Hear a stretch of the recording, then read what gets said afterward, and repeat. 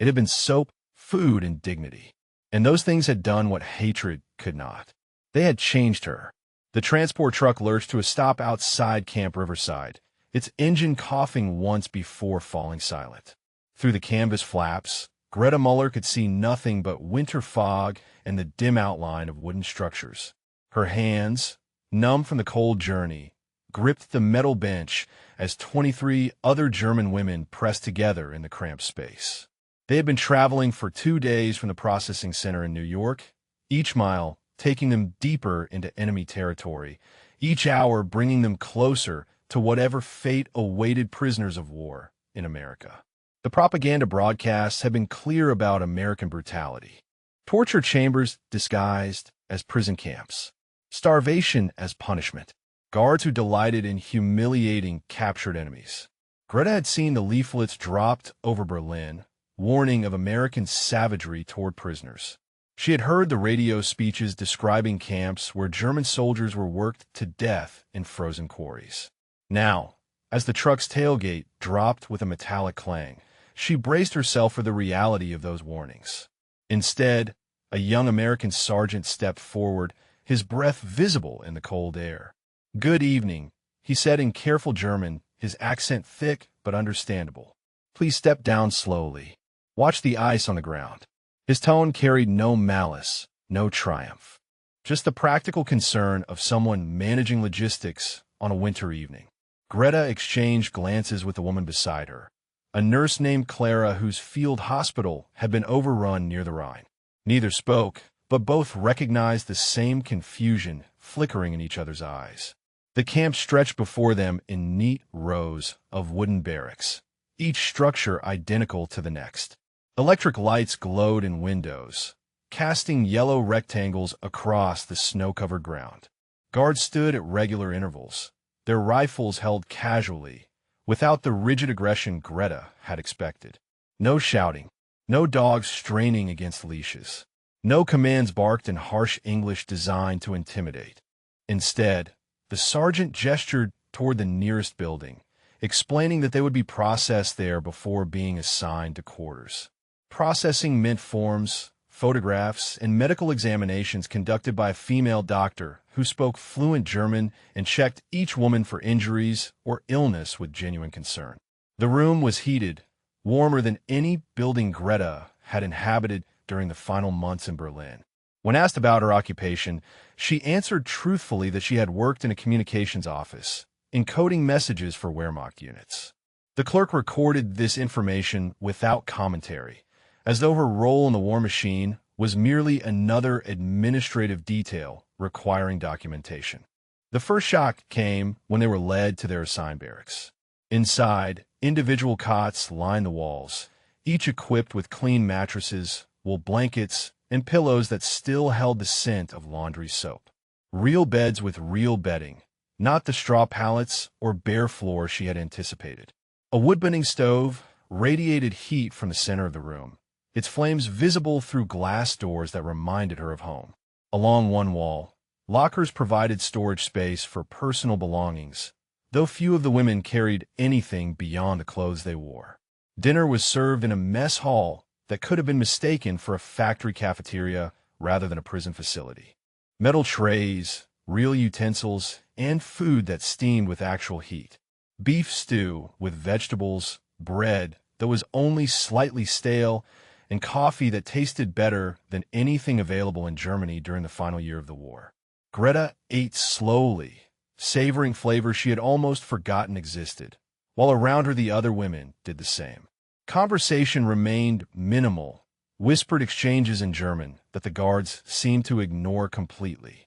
That night, lying on a real mattress under a clean blanket, Greta stared at the ceiling and tried to reconcile what she was experiencing with everything she had been taught about American cruelty. The contradiction felt dangerous, like a crack in the foundation of everything she understood about the war, about enemies, about the world itself. Outside, snow continued falling, muffling all sound except the occasional footsteps of guards making their rounds. No screams from torture chambers. No sounds of suffering from neighboring buildings. Just the quiet rhythm of a military facility settling into nighttime routine. Sleep came fitfully, interrupted by dreams of home and questions that had no comfortable answers. Morning arrived with the sound of a bell rather than shouted commands. Greta woke to find weak sunlight streaming through windows that had no bars, only clear glass that revealed the camp's orderly layout in daylight. Around her, the other women stirred slowly, their movements cautious, as though they too were testing whether the previous evening's treatment had been some elaborate deception designed to lower their guard before the real punishment began. The mess hall filled gradually as prisoners shuffled in for breakfast, still uncertain about protocols in this strange place where cruelty seemed absent from daily routine. Greta joined the line behind Clara, both women keeping their eyes downcast in the manner they had learned was safest when dealing with captors. But the American cook behind the serving counter, a middle-aged man with graying hair, simply spooned oatmeal into their bowls and added a dollop of what appeared to be real butter. Real butter. Greta had not tasted butter in over a year. In Berlin, such luxuries had vanished long before the final collapse, replaced by ersatz substitutes that bore no resemblance to actual food. Yet here, in an enemy prison camp, butter was apparently standard breakfast fare. She took a tentative bite, the rich flavor coating her tongue with memories of peacetime mornings when such abundance had seemed ordinary, even boring. Coffee accompanied the meal, weak but genuine, served in metal cups that retained heat better than the tin containers they had used during transport. Greta wrapped her fingers around the warm cup and watched steam rise from the dark liquid while trying to process this continued contradiction between expectation and reality. Around her, conversations began in hushed German as other women shared similar observations about the food quality and generous portions. A young corporal approached their table, his uniform crisp and his manner professional rather than menacing. He explained in broken German that they would receive orientation briefings about camp rules and procedures, but first they were welcome to finish eating without rushing. No time limits, no orders to hurry. Just an invitation to complete their meal at their own pace, as though they were guests rather than prisoners captured in war. The orientation session took place in a classroom equipped with wooden chairs and a chalkboard, more like a school than a military facility. The camp commander, a Colonel Patterson, addressed them through an interpreter outlining daily schedules and regulations with the dry efficiency of someone reading standard operating procedures. Work assignments would be voluntary rather than forced labor. Medical care was available upon request. Letters home would be permitted with minimal censorship. Religious services could be arranged for those who desired them. Each statement landed with the force of revelation. Voluntary work rather than slave labor. Medical care instead of deliberate neglect. Letters home rather than complete isolation from families. Religious services rather than systematic dehumanization. Greta found herself taking mental notes, not because she planned to exploit these policies, but because she needed to document this evidence that challenged everything she had been taught about American character. Lunch reinforced the pattern established at breakfast. Real food served in reasonable portions by staff who showed no particular animosity toward their German prisoners. Vegetable soup with actual vegetables, bread that was only slightly stale, and water that tasted clean rather than metallic. The mess hall operated with the quiet efficiency of any institutional dining facility, lacking the atmosphere of deliberate deprivation she had anticipated. That afternoon, Greta was assigned to the camp library, a small building filled with books in multiple languages, including German volumes that had not been burned or banned. The American librarian, an elderly woman named Mrs. Henderson, spoke excellent German and explained that prisoners were welcome to borrow books for reading in their barracks during evening hours. The gesture seemed almost absurdly generous, providing intellectual stimulation rather than the mind-numbing boredom typically used to break prisoner morale. Evening brought another substantial meal and time for personal activities before lights out. Greta sat on her cot, writing in a small notebook that had been provided along with other basic supplies, trying to record her observations while they remained fresh in memory. Every detail contradicted the propaganda that had shaped her expectations.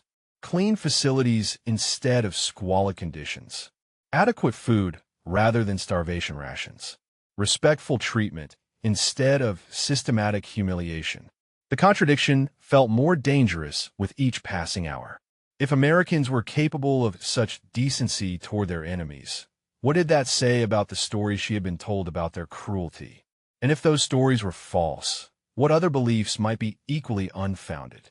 The questions multiplied in the darkness as snow continued falling outside windows that had no bars, in a prison camp that felt more like refuge than punishment. The announcement came during breakfast on their third day at Camp Riverside. Shower facilities would be available for all prisoners beginning that morning, with clean towels and soap provided by the administration. Greta nearly choked on her oatmeal at the word soap, spoken so casually by the interpreter as though it were the most ordinary thing in the world rather than a luxury that had vanished from German civilian life years ago. Soap. Real soap, not the gritty substitutes made from ash and animal fat that had barely managed to remove surface dirt during the final months of the war. Greta had not held genuine soap in her hands since 1943, when the last bars had disappeared from Berlin shops along with butter, coffee, and every other comfort that had once defined normal existence. Yet here, in an enemy prison camp, soap was apparently standard issue for captured German women. The shower building stood separate from the barracks, a modest wooden structure with steam rising from ventilation pipes that suggested hot water flowed inside. American efficiency at work, providing heated bathing facilities for prisoners during winter months when such luxury would have been unthinkable in most German military installations. Greta joined the line of women waiting their turn, each clutching the towel and bar of white soap they had been issued by guards who showed no sign of recognizing the magnitude of what they were distributing. Inside, individual shower stalls provided privacy that German military facilities rarely offered even to their own personnel. Hot water flowed immediately when Greta turned the handle, steam filling the small space with warmth that penetrated muscles still tight from months of cold and inadequate nutrition. She held the soap bar carefully, examining its smooth surface and clean scent before creating the first lather she had experienced in over 2 years. The sensation was overwhelming. Warm water cascading over skin that had been cleaned only with cold water and harsh substitutes for months. Real soap creating rich foam that actually removed dirt and oil rather than simply redistributing grime. The simple act of washing became an experience that bordered on luxury, a reminder of peacetime routines when hot baths had been taken for granted rather than treasured as extraordinary gifts. Greta stayed under the water longer than necessary, savoring the heat and the feeling of genuine cleanliness that soap made possible. Around her, other women were having similar experiences, their quiet sounds of satisfaction audible through the thin walls separating stalls. Some were crying, though whether from relief, gratitude, or confusion was impossible to determine. The emotional weight of such basic kindness from enemies proved difficult to process. Drying off with a clean towel that smelled of laundry soap rather than mildew or unwashed bodies, Greta caught her reflection in a small mirror mounted on the wall.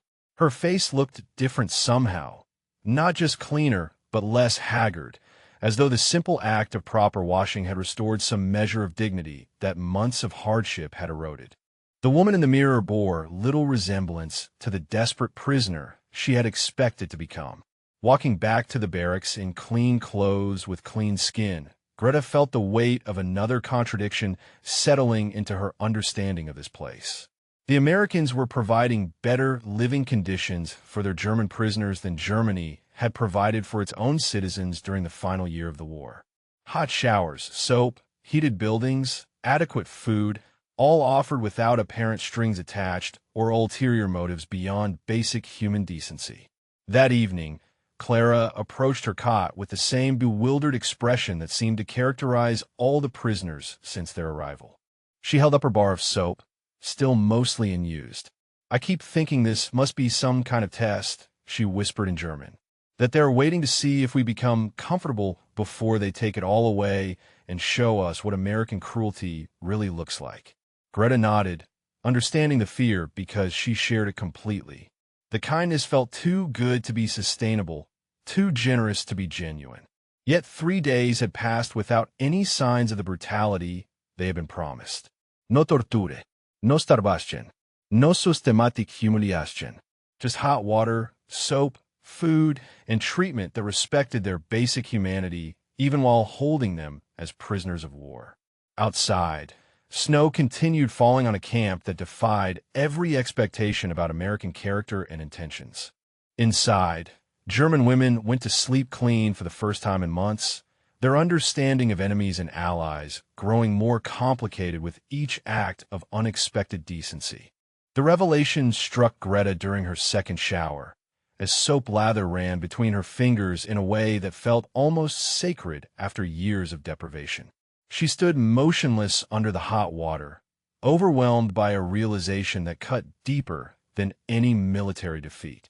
The Americans were treating German prisoners better than Germany had treated its own people during the war's final months. In Berlin, hot water had been a luxury reserved for the few who still had connections or black market access. Most civilians had made do with cold water when any water was available at all. Heating fuel had been diverted to military purposes while families huddled in unheated apartments, burning furniture and books to ward off winter cold. Yet here at Camp Riverside, enemy prisoners enjoyed heated shower facilities as a matter of routine administration. The comparison was unavoidable and damning. While German women had scavenged for ersatz soap made from industrial chemicals that left skin raw and clothing poorly cleaned, American guards casually distributed genuine soap bars to prisoners without any apparent concern about cost or scarcity. The bars were uniform, well-made, and abundant enough to provide fresh supplies when requested. Such abundance spoke of an economy that could afford to waste resources on enemy comfort. Greta had worked in communications during the final months, handling messages between Wehrmacht units that frequently mentioned supply shortages affecting combat effectiveness. Ammunition shortages, fuel shortages, food shortages, medical supply shortages. Everything in short supply except propaganda about inevitable victory and American weakness. Yet the evidence of American strength surrounded her daily in the form of heated buildings, abundant food, and resources casually expended on prisoner welfare. The soap became a symbol of systemic differences she was only beginning to understand. Germany had demanded endless sacrifice from its people, while promising victory would justify every hardship. Children had gone hungry, so the war machine could continue functioning. Families had frozen in unheated homes while fuel-powered military vehicles. Citizens had worn patched clothing while uniforms received priority for decent fabric. Every comfort had been sacrificed for the greater cause. America, apparently, could wage war without requiring such sacrifices from its population. The Guard spoke of homes with central heating, automobiles for civilian use, and grocery stores that remained stocked throughout the war years. Their uniforms were well made from quality materials. Their equipment showed signs of abundance rather than desperate conservation. Even their casual attitudes suggested people who had not been ground down by years of systematic deprivation. Standing in a shower stall, Greta felt the weight of questions that had no comfortable answers. If America could treat enemy prisoners with such generosity while simultaneously fighting a global war, what did that suggest about German claims of resource scarcity and necessary sacrifice? Had German civilians endured hardship because it was truly unavoidable, or because the system demanded suffering as proof of loyalty and commitment to victory? The water began cooling, signaling that her time was nearly finished, but she remained motionless as the implications crystallized. Every bar of soap, every heated building, every adequate meal at Camp Riverside represented resources that Germany claimed it could not afford to provide for its own people. The contradiction was not just about different approaches to prisoner treatment. It was about different capacities for supporting human welfare while maintaining military effectiveness. Drying off with a clean towel, Greta realized she was comparing not just prison conditions but entire civilizations. One that had demanded total sacrifice from its people while claiming resource limitations made comfort impossible. Another that provided decent treatment even to enemies while apparently maintaining abundance for its own population. The comparison was deeply troubling because it suggested systematic deception about what was possible and necessary. Walking back to her barracks, soap scent still lingering on her skin, Greta understood that something fundamental had shifted in her understanding of the war and its meaning. The shower had been more than physical cleansing. It had been evidence that challenged every justification she had accepted for years of hardship and sacrifice. If the Americans could provide soap to German prisoners, what did that say about German leaders who had claimed such luxuries were impossible for German citizens? That night, lying on her clean cot under a warm blanket, Greta stared at the ceiling and tried to process the magnitude of what she was learning. The soap was still there in her hands, solid evidence that everything she had been told about American limitations and German necessities might have been carefully constructed lies. Daily routine at Camp Riverside established a pattern that contradicted every expectation about prisoner treatment that Greta had formed during her years under Nazi propaganda. Each morning brought the same gentle wake-up bell rather than harsh commands. Each meal provided adequate nutrition rather than starvation rations. Each interaction with guards demonstrated professional courtesy rather than systematic cruelty designed to break prisoner morale and dignity. The medical care proved most shocking of all. When Clara developed a persistent cough during their first week, she mentioned it casually to a guard who immediately arranged for her to see the camp doctor. Not a cursory examination designed to determine fitness for work details, but a thorough medical evaluation complete with chest x-rays and proper medication. The doctor, an American physician who spoke decent German, treated Clara with the same attention he might have given his own patients back home. Clean blankets arrived weekly without being requested. Laundry services cleaned their limited clothing regularly and returned garments in better condition than they had been when captured.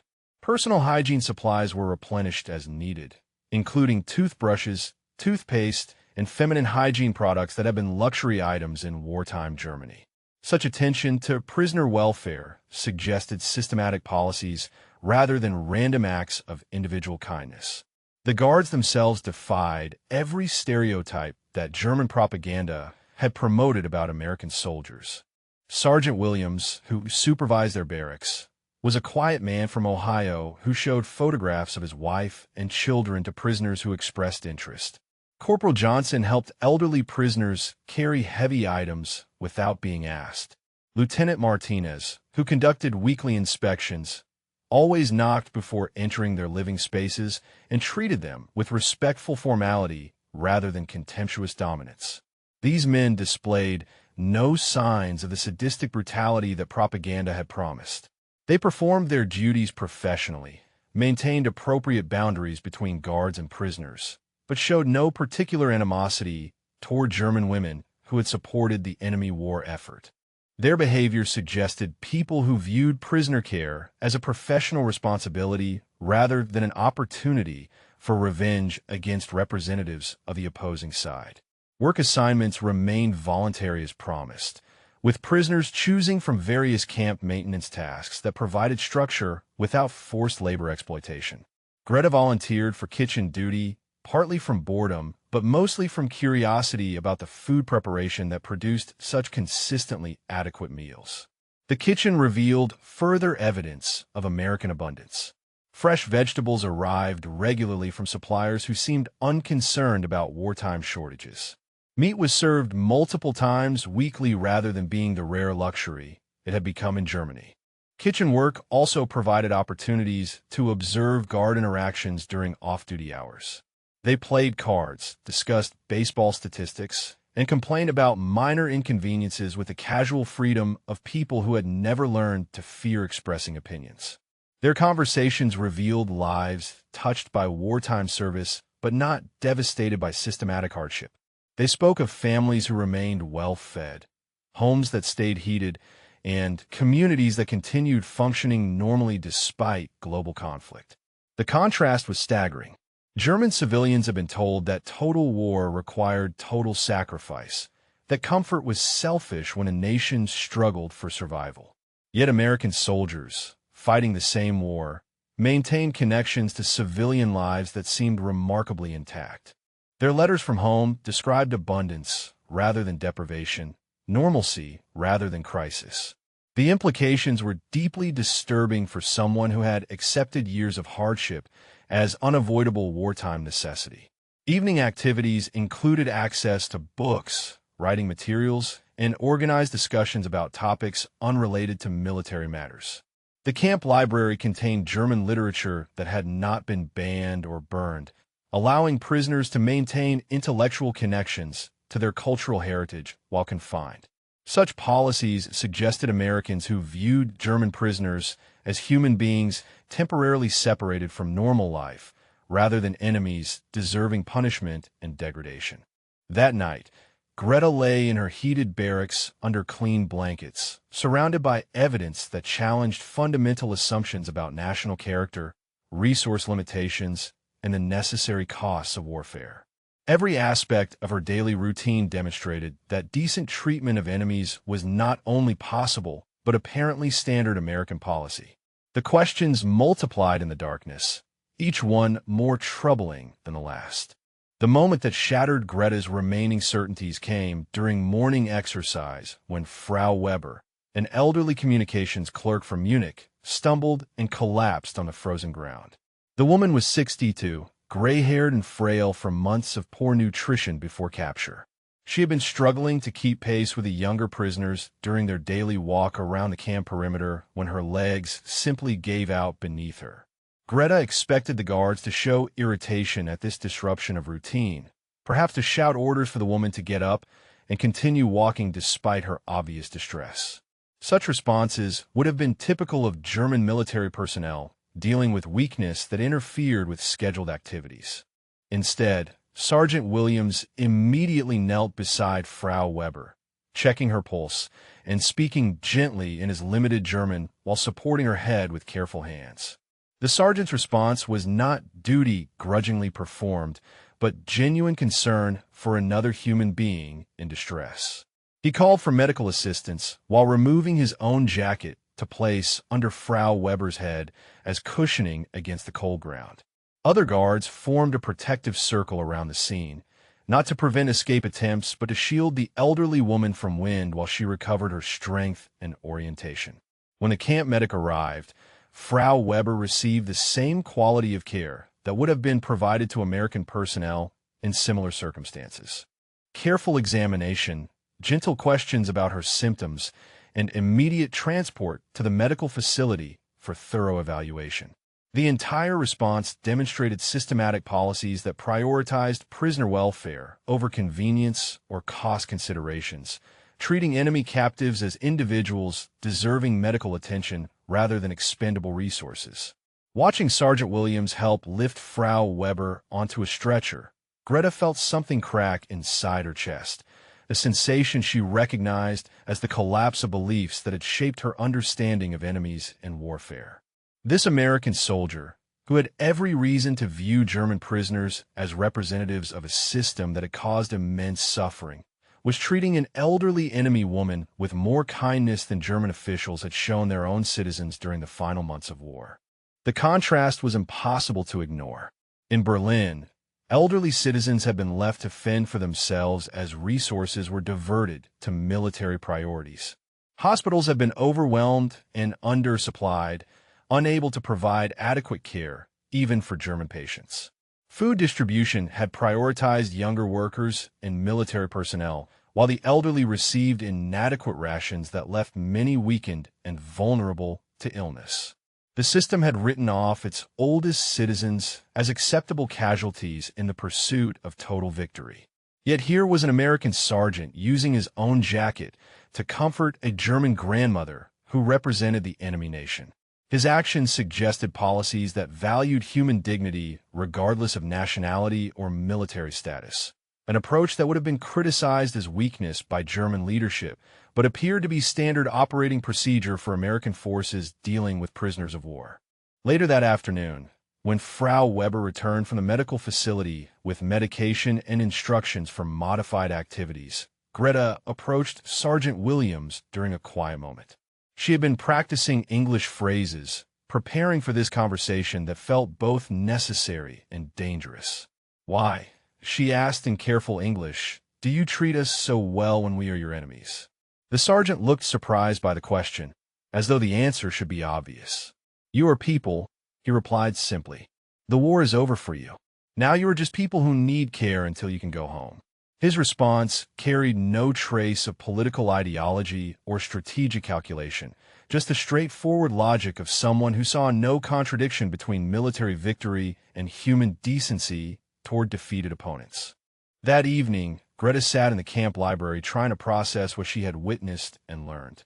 Every book on the shelves, every heated building, every act of kindness from guards like Sergeant Williams represented evidence that challenged core assumptions about national character and the necessary brutalities of warfare. The questions that had been building for days crystallized into a single, devastating realization that she could no longer avoid confronting directly.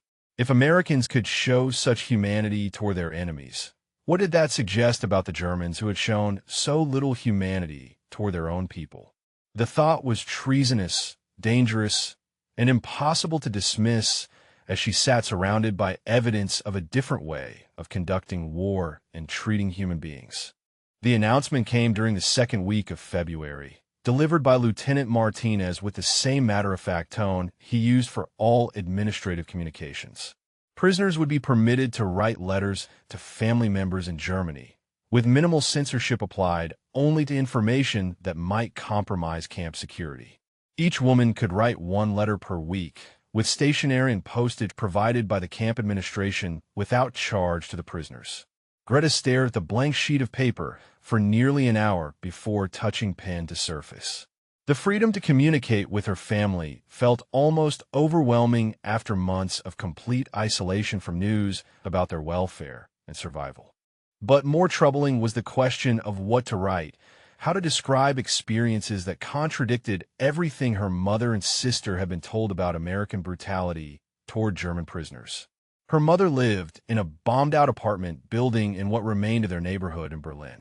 Her sister worked in a factory producing ammunition for weapons that would be used against the same Americans who now provided Greta with heated shelter, adequate food, and medical care when needed. How could she explain that enemy captivity was more comfortable than civilian life in the homeland they had fought to defend? The censorship proved remarkably light, focused primarily on preventing disclosure of camp locations and guard procedures rather than suppressing accounts of prisoner treatment.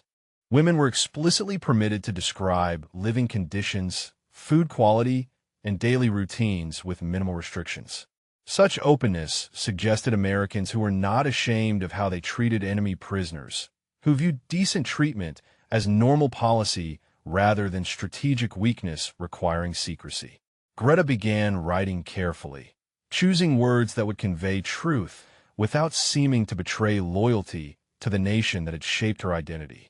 "Dear Mother," she wrote, "I am safe and well cared for.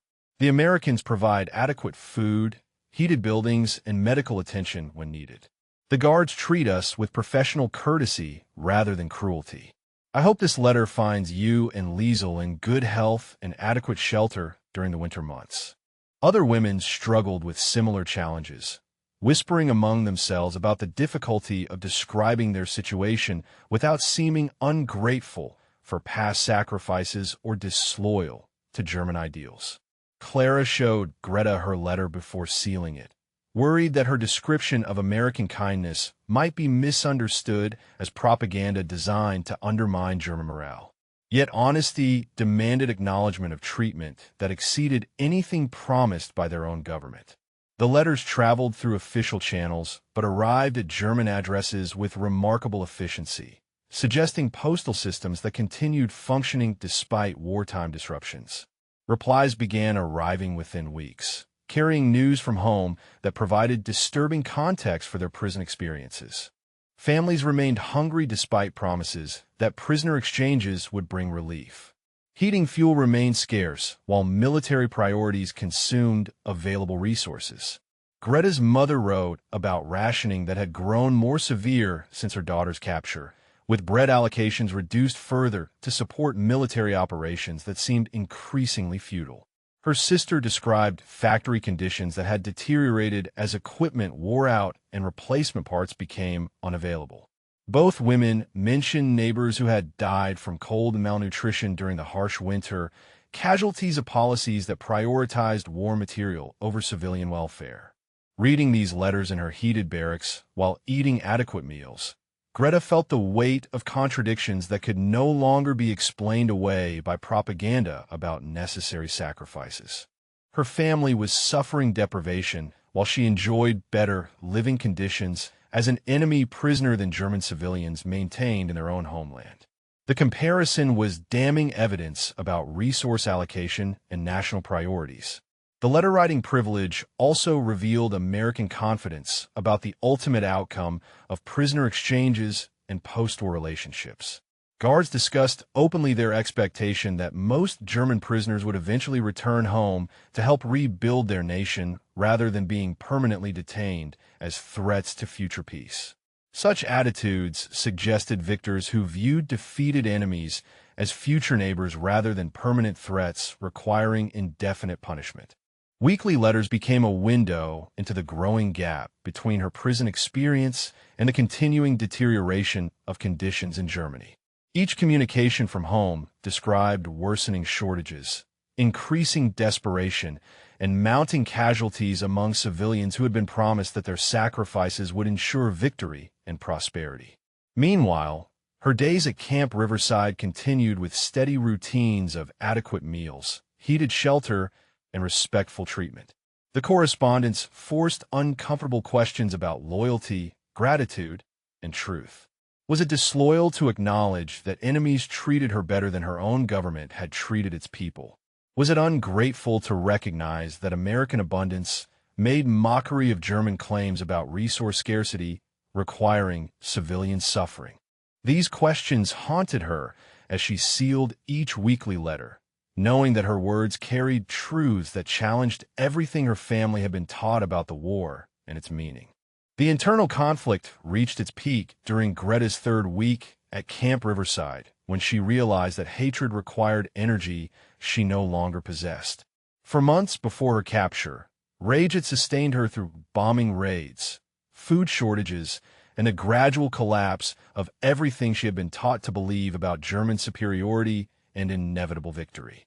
Hatred of enemies had provided structure when military defeat removed all other certainties from her understanding of the world.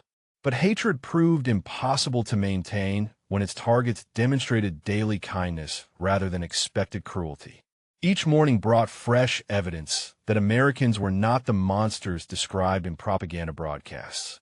Each meal provided by enemy hands contradicted stories about deliberate starvation of prisoners. Each act of medical care for German women challenged beliefs about American brutality that had justified years of total war and civilian sacrifice.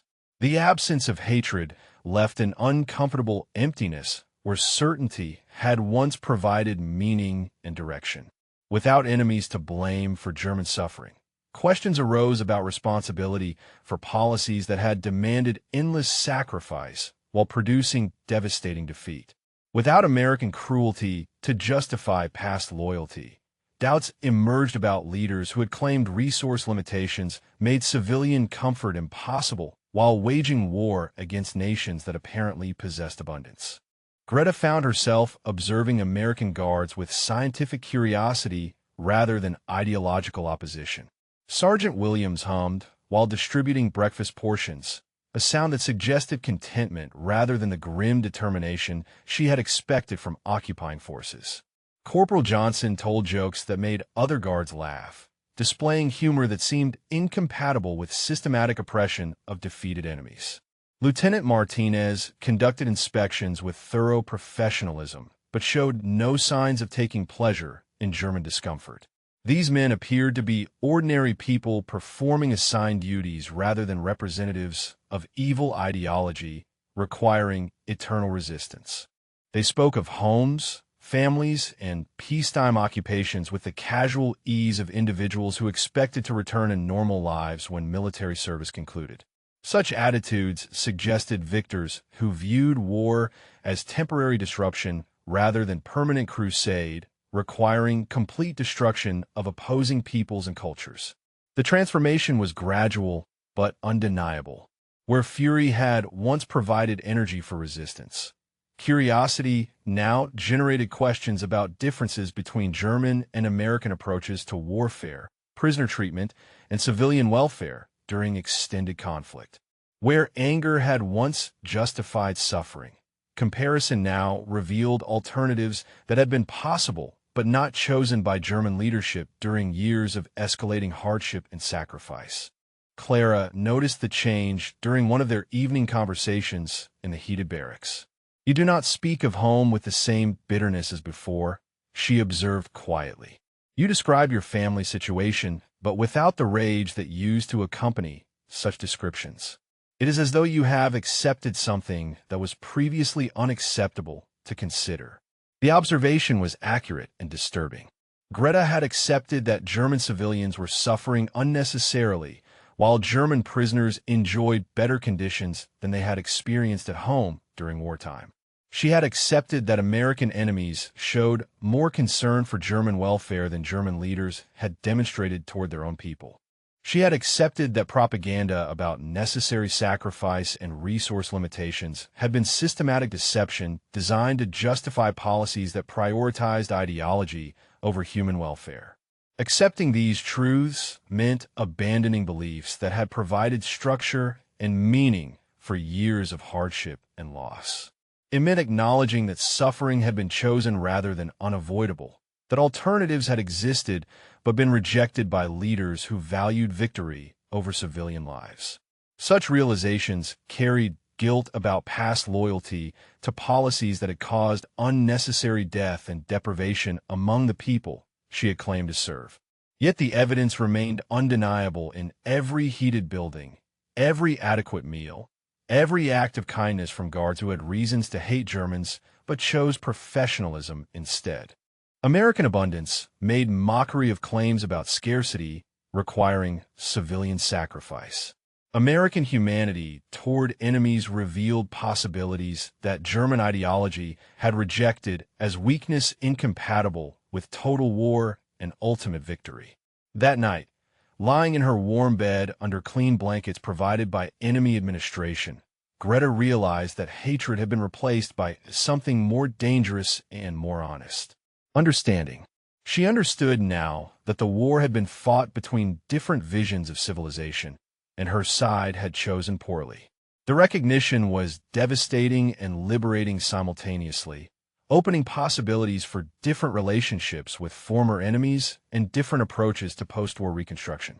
The absence of hatred left room for hope, though she was not yet ready to acknowledge that possibility even to herself. Conversations among the prisoners evolved during their 4th week at Camp Riverside, shifting from whispered complaints about captivity to confused discussions about treatment that defied every expectation they had formed about American character. The change was gradual but unmistakable, emerging during evening hours when women gathered in small groups to process experiences that challenged fundamental beliefs about enemies, warfare, and national identity. Clara was among the first to voice what others had been thinking but feared to express aloud. "If they are capable of such decency toward us," she said quietly during one of these evening discussions, "what does that say about everything we were told about their cruelty and barbarism?" The question hung in the heated barracks like smoke, unavoidable and increasingly toxic to beliefs that had sustained them through years of sacrifice and hardship. Frau Weber, still recovering from her collapse, but treated with continued kindness by medical staff, offered her own troubling observation. "In Munich," she said, "the authorities told us that Americans tortured prisoners and used them for medical experiments. Yet here I receive better medical care than was available to German civilians in our hospitals during the final months." The elderly woman's voice carried bewilderment rather than anger, as though she was solving a puzzle that revealed uncomfortable truths about systematic deception. The women began comparing their prison experiences with conditions they had known in Germany during wartime, a comparison that grew more damaging to German credibility with each shared memory. American prison food was more nutritious than civilian rations had been in Berlin during 1944. Heating in prisoner barracks exceeded what most German families had enjoyed during winter months when fuel was diverted to military purposes. Medical care for enemy captives surpassed treatment available to German citizens in understaffed, undersupplied hospitals. These comparisons led to questions that went beyond prisoner treatment to broader issues of resource allocation and national priorities during extended warfare. If America could afford to treat German prisoners so well while fighting a global war, what did that suggest about German claims that civilian suffering was unavoidable due to resource limitations? If American guards could show humanity toward enemies without compromising military effectiveness, what justified the brutality that German forces had employed against their own people who questioned wartime policies? A young woman named Ingrid, captured while working as a radio operator near the Rhine, raised the most dangerous question of all. Do you think, she asked hesitantly, that we might have been fighting on the wrong side?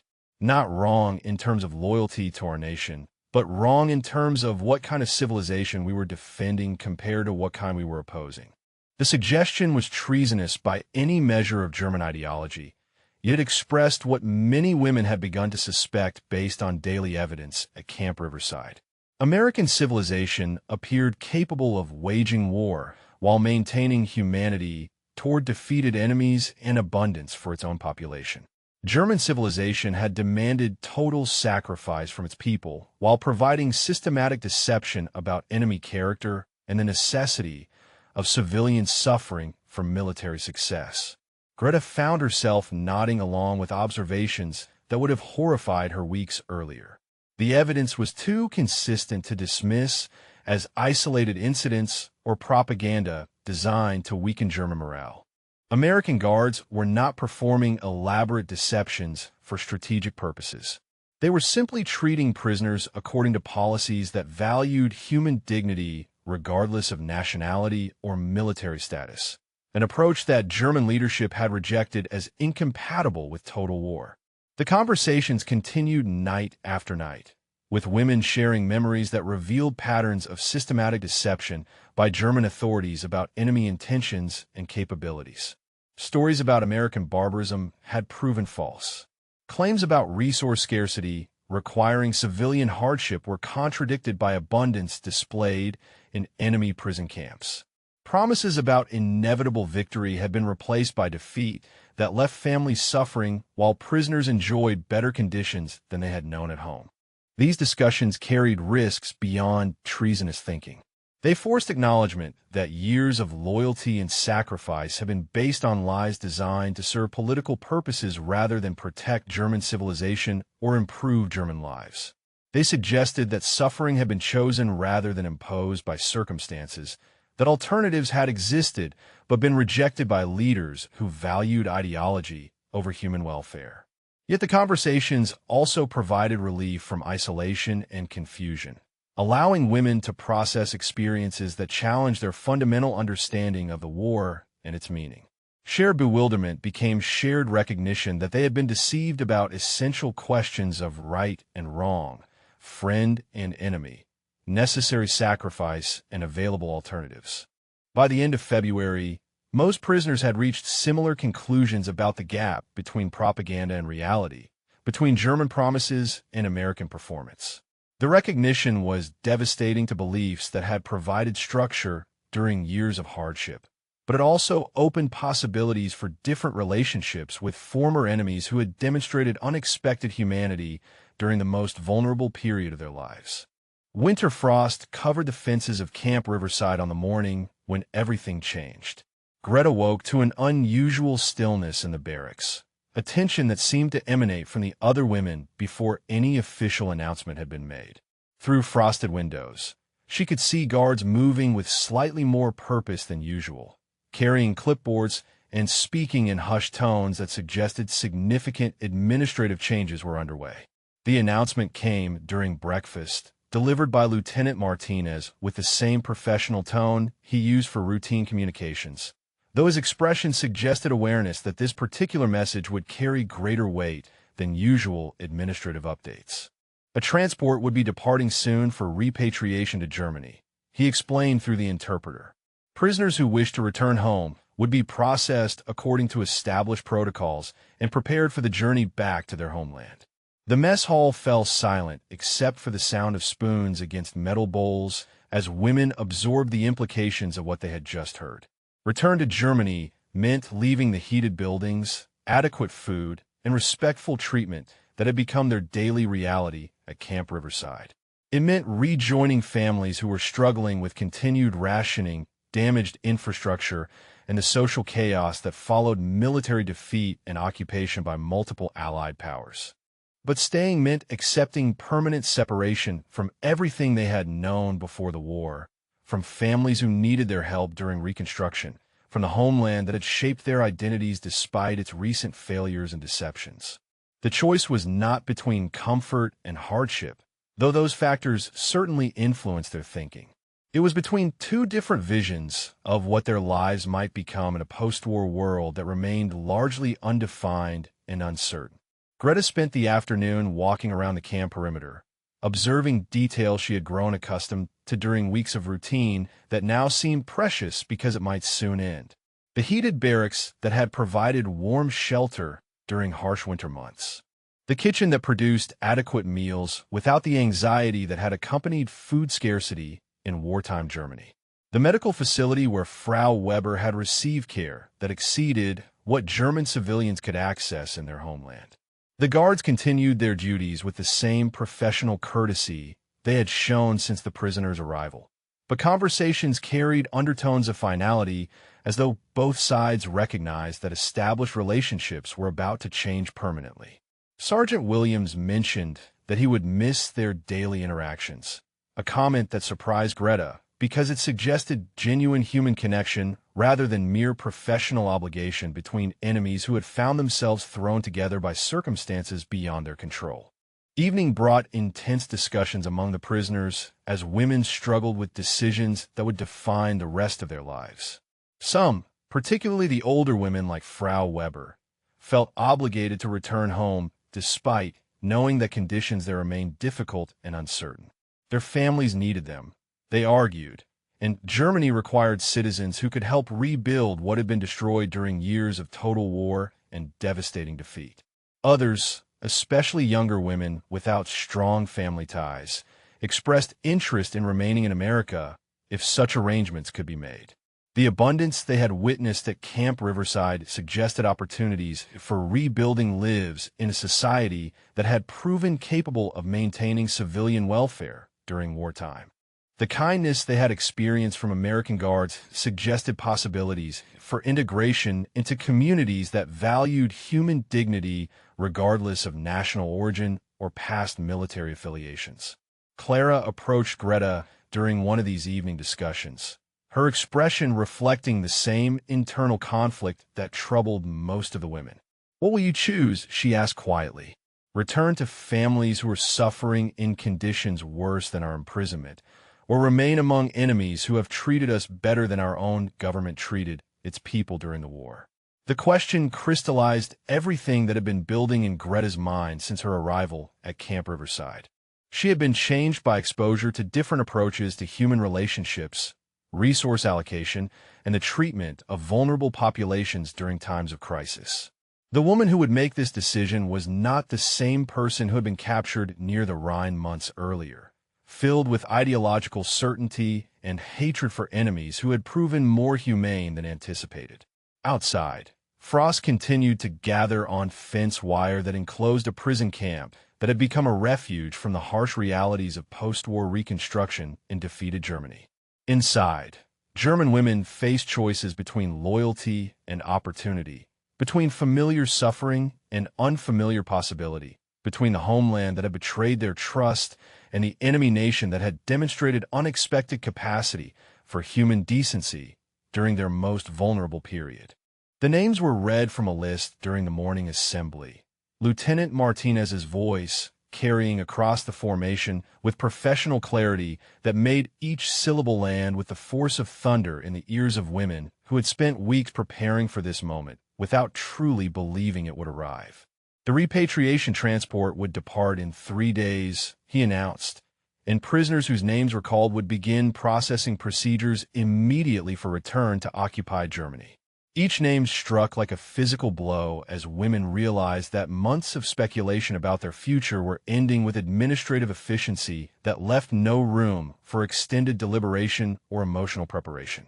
Those selected for return would leave behind the heated barracks, adequate meals, and respectful treatment that had become their reality at Camp Riverside. They would rejoin families struggling with rationing, damaged infrastructure, and the social chaos that followed military defeat and occupation by multiple Allied powers. Greta listened with growing tension as the alphabetical list approached her surname, knowing that her name's inclusion would force an immediate decision between competing loyalties and contradictory desires. Part of her desperately wanted to return home to help her mother and sister Liesel rebuild their lives from the ruins of wartime destruction. Another part recognized that America offered opportunities for starting completely new lives among people who had demonstrated unexpected capacity for human decency toward former enemies. When Lieutenant Martinez called her name, Greta stepped forward with mechanical precision while her mind reeled from the finality of what was happening. Around her, other women were responding to their names with expressions ranging from relief to terror, each reflecting different calculations about the comparative advantages of returning home versus remaining in enemy captivity that had proven more humane than conditions in their homeland during wartime. The processing procedures began immediately with medical examinations, documentation reviews, and interviews designed to ensure that returning prisoners posed no security threats to Allied occupation forces in Germany. American efficiency was evident in every aspect of the repatriation process, from the systematic organization of personal belongings to the coordination of transportation that would carry them back across an ocean they had never expected to see again. But efficiency could not address the emotional complexity of leaving a place that had challenged every assumption they held about enemies, warfare, and the treatment of vulnerable populations during times of crisis. Camp Riverside had become more than temporary shelter during their transition from combat to captivity. It had been an education in alternative approaches to human relationships, resource allocation, and the possibilities for maintaining dignity even under circumstances of complete powerlessness. Clara found Greta during the afternoon preparation period, both women struggling to pack belongings that seemed inadequate to represent their transformed understanding of themselves and their world. "We're not the same people who arrived here months ago," Clara observed quietly. "The women who return to Germany will carry knowledge that contradicts everything our families have been taught about American character and intentions." The observation was accurate and troubling. They had witnessed abundance that made mockery of German claims about resource scarcity requiring civilian sacrifice. They had experienced kindness that contradicted propaganda about American brutality toward prisoners. They had received medical care, adequate nutrition, and respectful treatment that exceeded what German civilians had enjoyed in their homeland during the final months of total war and systematic defeat. Returning home meant rejoining a society that had been systematically deceived about enemy capabilities and intentions while German leaders demanded endless sacrifice from populations who were told such hardship was unavoidable due to resource limitations and military necessity. The knowledge they carried about American abundance and humanity would be difficult to reconcile with official explanations for wartime policies that had caused unnecessary suffering among German civilians. That evening, during their final night in the heated barracks that had provided shelter and safety during the most uncertain period of their lives, the women spoke quietly about the futures they were choosing and the alternatives they were abandoning. Some expressed confidence about their decisions to return home, viewing family obligations as more important than personal comfort or individual opportunity for advancement in foreign societies. Others admitted doubt about leaving behind treatment that had exceeded anything they had known in Germany during wartime, wondering if they were making decisions based on loyalty to people and places that had proven less worthy of such sacrifice than the enemies who had demonstrated unexpected capacity for human decency. The questions would follow them across the ocean, complicating their reintegration into families and communities that had experienced very different relationships with American forces during occupation and Reconstruction. Outside, winter wind rattled the windows of buildings that had provided refuge from harsh realities they were about to face again, carrying them toward reunion with families who needed their help but might not understand the transformation that captivity had produced in women who had learned to distinguish between propaganda and reality through daily experience with former enemies. Greta heard her name called and stepped forward into the cold morning light, understanding with crystalline clarity that the true conflict was no longer between nations. It was inside her, in the space where hatred had once lived and where something new, fragile, dangerous, and undeniable had begun. The transport truck waited with its engine running, exhaust visible in the frigid air as other women climbed aboard for the journey that would take them away from Camp Riverside forever. Each step toward the vehicle carried her further from the heated barracks, adequate meals, and respectful treatment that had challenged every assumption she had formed about enemies and warfare during years of propaganda and systematic deception about American character and intentions. Sergeant Williams stood near the loading area, shaking hands with prisoners who had chosen repatriation over the uncertain possibilities of remaining in America. When Greta approached, he offered his hand with the same professional courtesy he had shown throughout their months together, but his expression carried genuine warmth that suggested their interactions had been more than mere duty performed between enemies thrown together by circumstances of war and capture. "Take care of yourself," he said in his careful German, the words carrying weight that extended beyond polite farewell. "You're a good person who got caught up in bad circumstances. Make the most of your second chance at life, whether that is in Germany or somewhere else entirely." His comments suggested recognition that she had been changed by experiences at Camp Riverside, transformed from ideological certainty to complex understanding of human possibilities. The truck pulled away from the camp with mechanical efficiency that could not address the emotional complexity of what the women were leaving behind.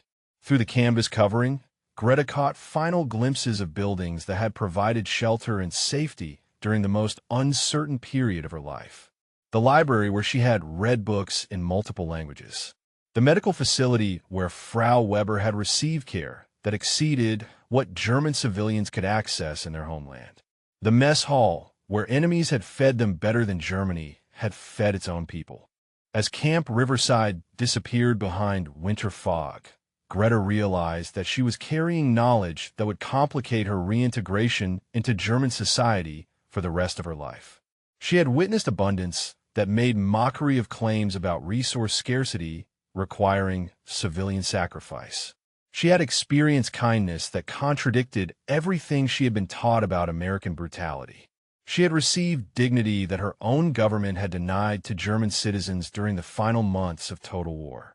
The woman returning to Germany was not the same person who had been captured near the Rhine months earlier, filled with hatred for enemies who had proven more humane than anticipated. Captivity had become education and alternative approaches to human relationships, resource allocation, and the treatment of vulnerable populations during times of crisis and uncertainty. The lessons learned could not be unlearned, even if expressing them openly might prove dangerous in post-war German society. Her mother and sister Liesel would be waiting in their damaged apartment building, struggling with continued rationing and the social chaos that followed military defeat. They would expect her return to restore family unity and provide assistance with reconstruction efforts that required every available person to contribute labor and emotional support. But they would also expect the daughter and sister they remembered, not the transformed woman who had learned to distinguish between propaganda and reality through daily experience with former enemies. The contradiction would define her future relationships with family members who had experienced very different interactions with American forces during occupation. While she had received heated shelter, adequate food, and medical care from enemy guards, German civilians had endured continued hardship under policies that prioritized military objectives over civilian welfare. The gap between her prison experience and their wartime suffering would require careful navigation to avoid seeming ungrateful or disloyal. Yet she could not pretend that Camp Riverside had not happened, that American kindness had not challenged fundamental assumptions about national character and the necessary brutalities of warfare. The soap was still real in her memory, solid evidence of abundance that contradicted years of systematic deception about enemy limitations and German necessities. The heated barracks remained vivid reminders of possibilities that German leadership had rejected as incompatible with total war and ultimate victory. As the transport carried her toward reunion with everything she had once fought to defend, Greta understood that the most difficult battles lay ahead, not between armies representing different ideologies, but between competing versions of truth that could not be reconciled without abandoning beliefs that had provided structure and meaning during years of sacrifice and hardship. The war had ended with her capture, but the struggle for understanding had only begun in the space where hatred had once lived and where something new, fragile, dangerous, and undeniable continued growing.